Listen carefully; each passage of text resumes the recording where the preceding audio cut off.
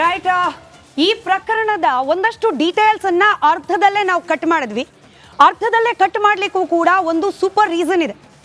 ಎರಡು ಸುದ್ದಿ ಇವತ್ತು ಇಡೀ ರಾಜ್ಯ ರಾಜಕಾರಣದಲ್ಲಿ ಸದ್ದು ಮಾಡಿದ್ದು ಒಂದು ಮೂಡ ವಿಚಾರದಲ್ಲಿ ಮುಖ್ಯಮಂತ್ರಿಗಳ ಪತ್ನಿ ಬರೆದಿರುವ ಲೆಟರ್ ಬ್ರೇಕ್ ಮಾಡಿದ್ದು ರಿಪಬ್ಲಿಕ್ ಕನ್ನಡ. ಬೆಳಗ್ಗೆ 9 ಗಂಟೆಗೆ ನಾನು ಹಾಗೆ ಜಯಪ್ರಕಾಶ್ ಶೆಟ್ಟಿ ಇದ್ವಿ. ನಾವು ಚಾಲೆಂಜ್ ಮಾಡಿದ್ವಿ, ನಮ್ಮಲ್ಲಿರುವ ದಾಖಲೆ, ಮುಖ್ಯಮಂತ್ರಿಗಳ ಪತ್ನಿ ಬರೆದಿರುವ ದಾಖಲೆ ಬೇರೆ ಯಾವುದೇ ಮೀಡಿಯಾದಲ್ಲಿ ಇಲ್ಲ ಅಂತ ಹೇಳಿ.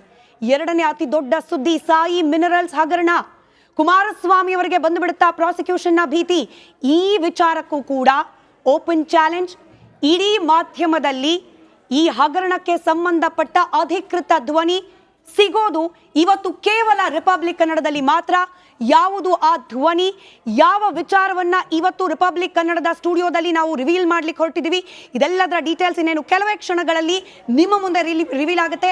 ಅದನ್ನ ರಿವೀಲ್ ಮಾಡಲಿಕ್ಕೆ ಹಾಗೆ ಈ ಒಂದು ಕೂಲಂಕುಷ ಚರ್ಚೆಯಲ್ಲಿ ನನ್ನ ಜೊತೆ ನನ್ನ ಮೂವರು ಕಲೀಗ್ಸ್ ಕೂಡ ಜಾಯ್ನ್ ಆಗಿದ್ದಾರೆ. ನಿರಂಜನ್ ನಾರಾಯಣ ಸ್ವಾಮಿ ಅವರಿದ್ದಾರೆ, ಜಯಪ್ರಕಾಶ್ ಶೆಟ್ಟಿ ಇದ್ದಾರೆ, ಹಾಗೆ ವಿಜಯ್ ಅವರಿದ್ದಾರೆ. ಮೂವರಿಗೂ ಕಾರ್ಯಕ್ರಮಕ್ಕೆ ಸ್ವಾಗತ. ನಿರಂಜನ್, ನಮ್ಮೊಂದಿಗೆ ಇವತ್ತು ಒಬ್ಬರು ತುಂಬ ಸ್ಪೆಷಲ್ ಗೆಸ್ಟ್ ಇದ್ದಾರೆ. ಸ್ಮಿತಾ ಅವರೇ, ಶೆಟ್ಟಿ ಅವರೇ ಮತ್ತು ವಿಜಯ್. ಡೆಲ್ಲಿಗೆ ಹೋದ್ಮೇಲೆ ಇದು ಅವರ ಮೊದಲನೇ ಇಂಟರ್ವ್ಯೂ. ಟೈಮ್ ವೇಸ್ಟ್ ಮಾಡಲ್ಲ ನಾನು, ತುಂಬ ಕಡಿಮೆ ಟೈಮ್ ಇದೆ ಅನಿಸುತ್ತೆ. ಸ್ಟ್ರೇಟ್ ಅವೇ ಕುಮಾರಸ್ವಾಮಿ ಅವರೇ, ರಿಪಬ್ಲಿಕ್ ಕನ್ನಡ ಫಸ್ಟ್ ವಿಸಿಟ್ ನಿಮ್ಮದು ನಮ್ಮ ನ್ಯೂಸ್ ರೂಮ್ಗೆ. Thank you very much and congratulations on your Delhi elevation. ಎಲ್ಲರೂ ಹೇಳ್ತಿದ್ರು ಕುಮಾರಸ್ವಾಮಿ ಅವ್ರ ಹತ್ರ ಯಾವಾಗಲೂ ಫೈಲ್ ಇಟ್ಕೊಂಡು ಓಡಾಡ್ತಾರೆ ಅಂತ. ಇವತ್ತು ಎಷ್ಟು ಫೈಲ್ ಇದೆ ಅಂದರೆ, ಎಷ್ಟು ಕೇಸುಗಳು ನಡೀತಿದೆ, ಎಷ್ಟು ನ್ಯೂಸಲ್ಲಿ ಎಷ್ಟು ಸ್ಕ್ಯಾಮ್ಸ್ ಇದೆ ಅಂದರೆ ಕರ್ನಾಟಕದಲ್ಲಿ ತುಂಬ ಚರ್ಚೆ ನಡೀತಿದೆ ಸುಮಾರು ಈ ಸರ್ಕಾರ ಬಂದಾಗಿಂದ. ನನ್ನ ಮೊದಲನೇ ಪ್ರಶ್ನೆ ನಿಮಗೆ, do you miss being in Bangalore at a time like this? ಬಹುಶಃ ನಾನು ಡೆಲ್ಲಿಗೆ ಹೋದ ನಂತರ ತಾವು ಹೇಳಿದಂಥ ರೀತಿಯಲ್ಲಿ ಮೊದಲನೇ ಬಾರಿಗೆ ನಮ್ಮ ಮಾಧ್ಯಮದ ಮುಂದೆ ಕಾಣಿಸ್ಕೊಂಡಿರ್ತಕ್ಕಂಥದ್ದು ಈ ರೀತಿಯ ಒಂದು ಕಾನ್ವರ್ಸೇಷನಿಗೆ ರಿಪಬ್ಲಿಕ್ ಟಿವಿನಲ್ಲಿ ಅಂತಕ್ಕಂಥದ್ದನ್ನು ಹೇಳಲಿಕ್ಕೆ ಬಯಸ್ತೀನಿ. ಇವತ್ತು ಅನಿವಾರ್ಯತೆಯೂ ಇದೆ. ಬಹುಶಃ ನಾನು ಕೇಂದ್ರದಲ್ಲಿ ಮಂತ್ರಿ ಆದ ನಂತರ ಯಾವುದೇ ರೀತಿಯ ದೊಡ್ಡ ಮಟ್ಟದ ಇಂಟರ್ವ್ಯೂನಲ್ಲಿ ಭಾಗವಹಿಸಿಲ್ಲ. ಹೌದು. ಇವತ್ತು ಪ್ರಥಮವಾಗಿ ನಿಮ್ಮ ಒಂದು ಚಾನಲ್ಗೇನು ಬಂದಿದ್ದೇನೆ, ಪ್ರಥಮವಾಗಿ ತಮ್ಮೆಲ್ಲ ಯೂನಿಟ್ಗೆ ಅಭಿನಂದನೆ ಸಲ್ಲಿಸ್ತೀನಿ. Thank you. ಇದರಲ್ಲಿ ತಾವು ಯಾವುದೇ ಒಂದು ವಿಷಯಗಳನ್ನು ಪ್ರಸ್ತಾಪ ಮಾಡಬೇಕಾದ್ರೆ ತಮ್ಮ ಚಾನಲ್ನಲ್ಲಿ ಯಾರಿಗೋ ಪರವಾಗಿ ಫೇವರ್ ಮಾಡಬೇಕು ಅಂತಲೋ ಇಲ್ಲ ಮತ್ತು ಯಾರಿಗೋ ಇರಿಸುಮುರುಸು ಮಾಡಬೇಕು ಅಂತಲೋ ತಮ್ಮ ಚಾನಲ್ನಲ್ಲಿ ಆ ರೀತಿಯ ಒಂದು ವಾತಾವರಣ ಇದೆ ಅಂತಕ್ಕಂಥದ್ದು ನಾನಂತೂ ಕಂಡಿಲ್ಲ. ಅದಕ್ಕೆ ತಮ್ಮೆಲ್ಲರನ್ನೂ ಅಭಿನಂದಿಸ್ತೀನಿ ಅಂತಕ್ಕಂಥದ್ದು ಹೇಳ್ತಾ ಇದ್ದೇನೆ. Thank you. ನೇರವಾಗಿ ಇರ್ತಕ್ಕಂಥದ್ದನ್ನು ಪ್ರಶ್ನೆ ಮಾಡ್ತೀರಿ. ಬಹುಶಃ ನಮ್ಮ ಹಳೆ ಸ್ನೇಹಿತರು ನಮ್ಮ ಜಯಪ್ರಕಾಶ್ ಅವರನ್ನು, ಅವರು ಸಹ ನನ್ನ ಒಳಗೊಂಡಂತೆ ಹಲವಾರು ಬಾರಿ ಪ್ರಶ್ನೆ ಮಾಡಿರ್ತಕ್ಕಂಥದ್ದು ನೋಡಿದ್ದೀನಿ ನಾನು. ಆದ್ದರಿಂದ ಇವತ್ತಿನ ದಿನ ಒಂದು ಕಡೆ ರಾಜ್ಯದಲ್ಲಿ ನಾಡಿನ ಜನತೆ ಏನೊಂದು ಭಾಳ ದೊಡ್ಡ ಮಟ್ಟದ ನಿರೀಕ್ಷೆ ಇಟ್ಟು ನಮ್ಮ ರಾಜ್ಯದಲ್ಲಿ ಆಡಳಿತ ಕುಸಿತ ಆಗಿದೆ, ಒಂದು ಉತ್ತಮವಂತ ಸರ್ಕಾರ ತರಬೇಕು ಅಂತ ಹೇಳಿ ಕಾಂಗ್ರೆಸ್ನ ಅಪಪ್ರಚಾರಗಳೇನಿತ್ತು ಅದಕ್ಕೆಲ್ಲದಕ್ಕೂ ಒಂದು ಉತ್ತಮವಂತ ಸರ್ಕಾರ ಬರಲಿ ಅಂತ ಕಾಂಗ್ರೆಸ್ಗೆ ಮತ ಕೊಟ್ಟರು. ಆದರೆ ಈ 1.25 ವರ್ಷ ಏನಾಗಿದೆ, 15 ತಿಂಗಳು, ಬಹುಶಃ ಕರ್ನಾಟಕ ರಾಜ್ಯದಲ್ಲೆಲ್ಲ ಇಡೀ ದೇಶದಲ್ಲಿ ಒಂದು ರಾಜ್ಯ ಸರ್ಕಾರ ರಚನೆ ಆದ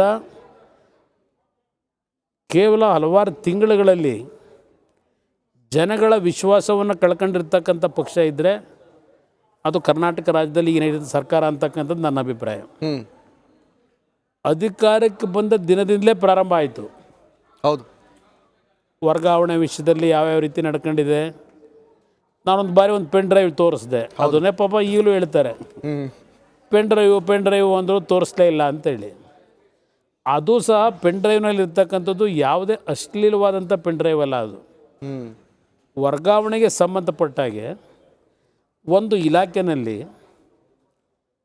ಯಾವೊಂದು ಅಸೋಸಿಯೇಷನ್ ಇರುತ್ತೆ, ಆ ಅಸೋಸಿಯೇಷನ್ಲಿ ದುಡ್ಡು ಕಲೆಕ್ಷನ್ ಮಾಡ್ತಾರಲ್ಲ, ಪ್ರಮೋಷನ್ ಆಗಿ ಅವರಿಗೆ ಪೋಸ್ಟಿಂಗ್ ಕೊಡಲಿಕ್ಕೆ, ಅದಕ್ಕೆ ಸಂಬಂಧಪಟ್ಟಂಥ 2 ಅಧಿಕಾರಿಗಳ ಕಾನ್ವರ್ಸೇಷನ್ನು ಬಟ್ ಕುಮಾರಸ್ವಾಮಿ ಅವರೇ, ನೀವು ಆ ಪೆನ್ ಡ್ರೈವ್ ತೆಗೆದಿದ್ದಕ್ಕೇನೆ ನವೆಂಬರ್ನಲ್ಲಿ ರಾಜ್ಯಪಾಲರ ಟೇಬಲ್ಗೆ ತಪ್ಪು ನಿಮ್ಮ ಈ ಜಂತಕಲ್ ಹಾಗೆ ಸಾಯಿ ಮಿನರಲ್ಸ್ ಹಗರಣದ ವಿಚಾರ.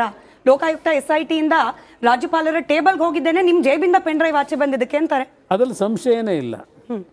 ಯಾವಾಗ ನಾನು ಪ್ರಾರಂಭಿಕವಾಗಿ ಈ ಸರ್ಕಾರದ ತಪ್ಪುಗಳನ್ನು ಒಂದೇ ವಾರದಲ್ಲಿ ಜನತೆ ಮುಂದೆ ಇಡ್ಲಿಕ್ಕೆ ಪ್ರಾರಂಭ ಮಾಡಿದೆ, ಅವರಲ್ಲಿ ಅವತ್ತೇ ಶುರುವಾಯಿತು.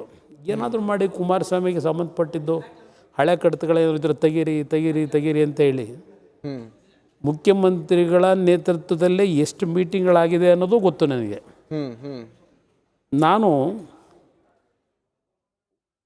ಈ ಒಂದು ವಿಷಯದಲ್ಲಿ ಯಾತಕ್ಕೆ ನಾನು ಹೆದರ್ತಕ್ಕಂಥ ಪ್ರಶ್ನೆ ಇಲ್ಲ. ಅವ್ರು ಏನೇ ಹೇಳಿ, ಲಘುವಾಗಿ ಕುಮಾರಸ್ವಾಮಿ ಹಿಟ್ ಆ್ಯಂಡ್ ರನ್ ಅಂತ ಹೇಳ್ತಾರೆ, ದಾಖಲೆಗಳಿಲ್ಲ, ಸುಮ್ಮನೆ ತಾರ್ಕಿಕೊಂಡಿಲ್ಲ, ಏನೋ ಮಾತನಾಡ್ತಾರೆ, ಏನೋ ಹೋಗ್ತಾರೆ ಅಂತ ಹೇಳ್ತಾರೆ. ಹಳೇದನ್ನು ನೆನಪಿಸ್ಕೊಡ್ಲಿಕ್ಕೆ ಬಯಸ್ತೀನಿ. ಹಿಂದೆ ಯಾವ್ಯಾವ ದಾಖಲೆಗಳನ್ನು ಬಿಡುಗಡೆ ಮಾಡಿದ್ದೀವಿ, ಅದು ಯಾವುದು ನಾನು ಸೃಷ್ಟಿ ಮಾಡಿದ ದಾಖಲೆ ಅಲ್ಲ. ಸರ್ಕಾರದಲ್ಲಿ ಏನೇನೋ ಅಕ್ರಮಗಳು ನಡೀತಾ ಇತ್ತು ಅದರ ಒರಿಜಿನಲ್ ದಾಖಲೆಗಳನ್ನೇ ಬಿಡುಗಡೆ ಮಾಡ್ತಾ ಬಂದಿದ್ದೇವೆ. ತಾರ್ಕಿಕ ಅಂತ್ಯವನ್ನು ನಾನು ಕೊಡಲಿಕ್ಕಾಗಲ್ಲ. ತಾರ್ಕಿಕ ಅಂತ್ಯ ಅಂತಕ್ಕಂಥದ್ದು ಎಲ್ಲಿ ಬರುತ್ತೆ?